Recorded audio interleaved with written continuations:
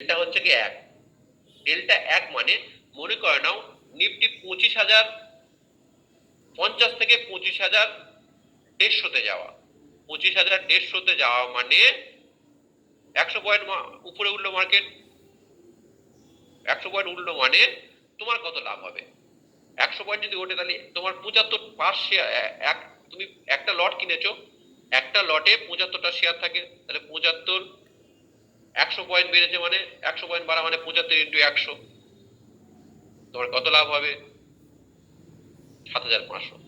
100 point বাড়া মানে তুমি যে টাকাটা লাগিয়েছো সেটা সাইডে রাখো, তুমি যে যতগুলো শেয়ার কিনেছো তার সাথে 100 টাকা 100 যোগ হবে, গুণ হবে 100 পয়েন্ট মানে। তাহলে তুমি যদি এটা কেনো তাহলে 100 পয়েন্ট, যদি 100 পয়েন্ট ওঠে তাহলে তোমার কিন্তু লাভ হবে 7,500 টাকা। যাই লাগিয়ে রাখো, সে 1 লক্ষ টাকা লাগিয়ে রাখো, যাই লাগিয়ে রাখো 7,500 টাকা। এবার মনে করো ডেল্টা কারোর দেখতে পাচ্ছি কত, আর এই যে 7,500 থেকে কিন্তু এটা মাইনাস হবে, 4 টাকাটা মাইনাস হবে। সারাদিনের জন্য, কম টাইমের জন্য হয়তো 1 টাকা মাইনাস হবে বা 8 আনা মাইনাস হবে। এবার মনে করো কারোর ডেল্টা হচ্ছে কি 5, কারোর ডেল্টা 5, 0.5। ডেল্টা 5 মানে 5,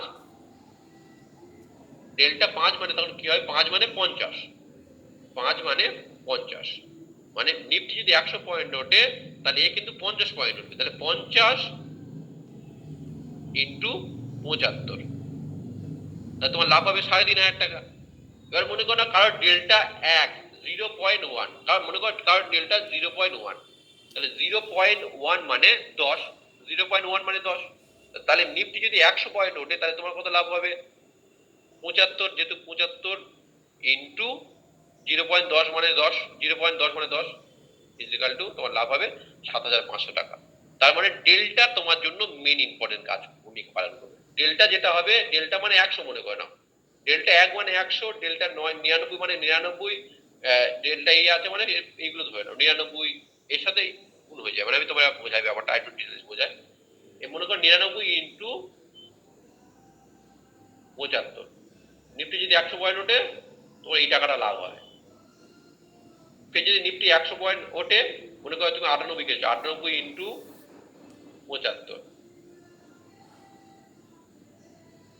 যেটা হবে তোমার সেটা লাভ হবে। নিফটি মনে করো 100 পয়েন্ট উঠেছে, তুমি হয়তো কিনেছো 0.10, তাহলে জিরো মনে করো কোনো একটা প্রিমিয়াম আছে, ডেল্টা আছে 0.20, তাহলে নিফটি 100 পয়েন্ট উঠলে তাহলে ইন্টু 75, তোমার এই লাভ হবে। বুঝতে পারলে?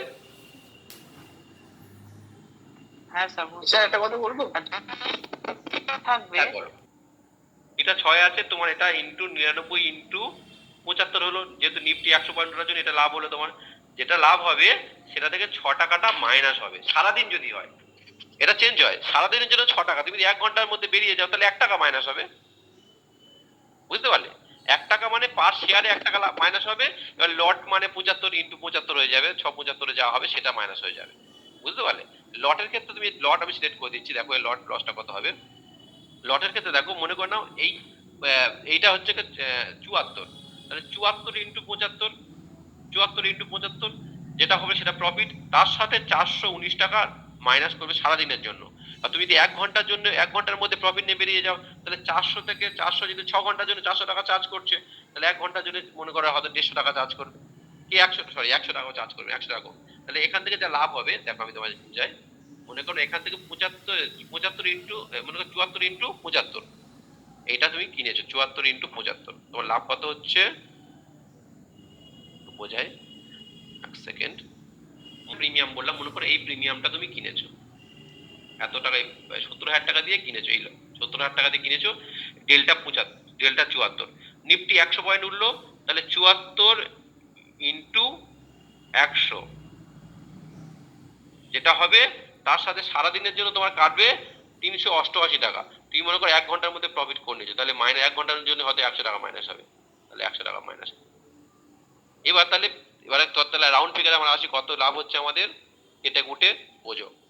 প্রথমত 74 যদি ডেল্টা সিলেক্ট করেছিলাম, তাহলে 74 এর সাথে যদি 1 লট ইজিক্যাল টু 75, তাহলে 75, তাহলে কত হলো 5,550 টাকা হলো। এবার যেহেতু ডেল্টা থিটা আছে 388 টাকা আমার সারাদিনের চার্জ, ধরো 1 ঘন্টার চার্জ তোমার 100 টাকা মাইনাস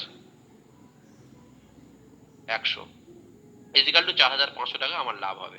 4,450 টাকা আমার লাভ হয়, তার থেকে যা বকেশ ফকেশ একটু আধটু কাটবে, কেটে কুটে আমার 5,000 টাকার বেশি আনুমানিক লাভ থাকে। বুঝতে পারলে কি?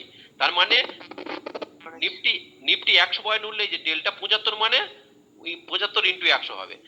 ডেল্টা 7 মানে দেখো ডেল্টা 7, অর্থাৎ নিফটি যদি 100 পয়েন্ট ওঠে 7 ইন্টু 75 হবে তোমার লাভ, সেটাই। আচ্ছা, বাকি কার কি প্রশ্ন আছে?